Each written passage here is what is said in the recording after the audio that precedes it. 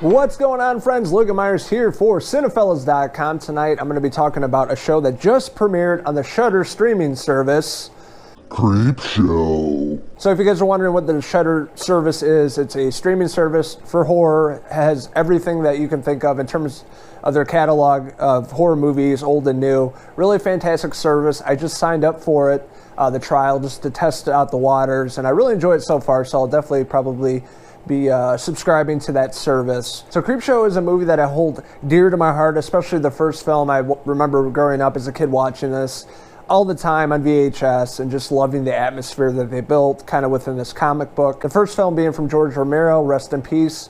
God, we miss that guy. And Stephen King writing, and he was also starred in the first film. So the setup of the film was, the creep has a comic book, he opens it up, and it starts the story. And one of my favorites from that film was The Crate. Tom Savini did all the practical effects work. And that creature is very terrifying back then and today.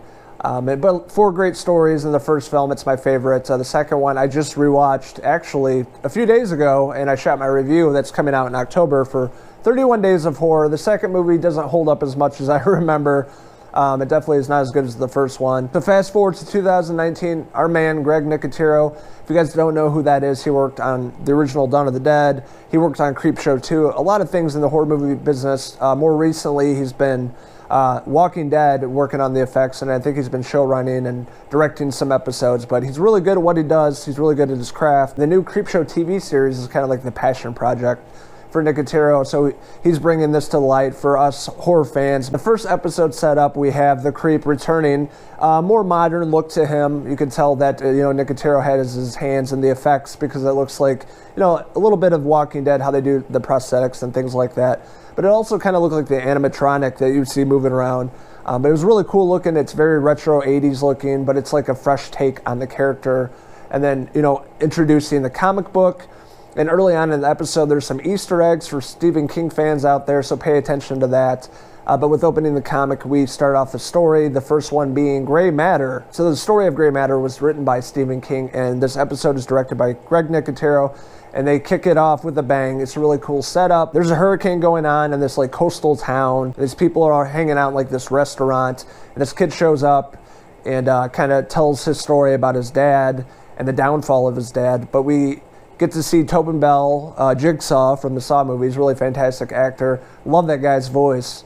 Let's play a game. Gus Fring from Breaking Bad, really love this actor as well. He's kind of the friend to Tobin Bell. They're just shooting the shit and talking. And we have Adrienne Barbeau, huge fan of hers, if you guys know her work from so many John Carpenter movies, Swamp Thing. She's played a character hanging out with these guys and talking to this young kid and kind of learning his story, and sets up the rest of the story of finding out what exactly happened to the dad. We found out the kid loses his mother, and his dad goes downhill, as you can imagine, losing his loved one. Pretty much a straight up alcoholic, but weird things start to happen with this sort of matter and ooze and gooey stuff that they find, the beer bottles in the house and stuff like that. And you see the dad transforming into this otherworldly creature. It's a really fantastic episode. It's very dark. It takes place during a hurricane, so it's raining and shitty out and dark. And then investigating this house where the dad lives and seeing him as he transforms throughout the episode. And the practical effects in this episode are top-notch. Really, really great work.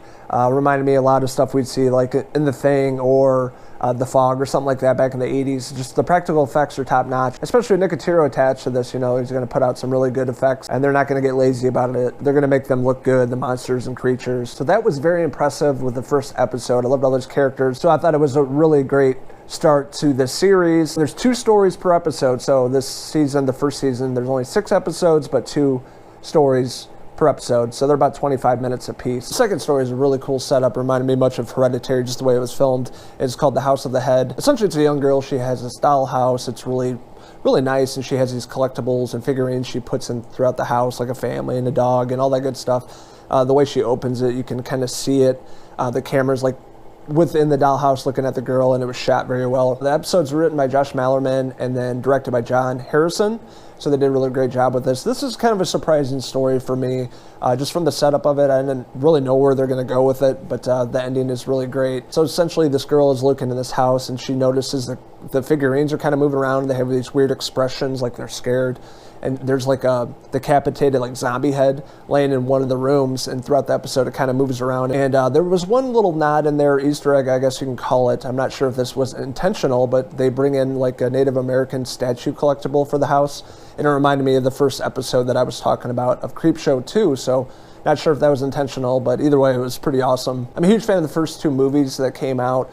It's just a very, very nostalgic ride for me thinking about it as a kid, and then bringing in a brand new show with, 6 episodes in 2019, a perfect, Halloween treat for all of us, especially as fans that really love, the franchise and love everything about it. It's great that Greg Nicotero producing this. You can see that the show's in good hands just from the first 2 stories. I mean, it was really well done in terms of camera work, the whole atmosphere they're going for, the practical effects are really top notch, and the acting was also very good. So I'm really interested to see what they do with the 5 remaining episodes. There's a bunch of different writers and directors for the remaining episodes, but the one I'm looking forward to is the one written by Joe Hill and directed by Tom Savini. But I had a really great time with this. I loved the intro of the show with the creep, and then going into the comic and how it intertwines with the stories. So overall, I'm going to give Creepshow episode 1 on the Shudder streaming service a 4.5 out of 5 zombie hair pieces.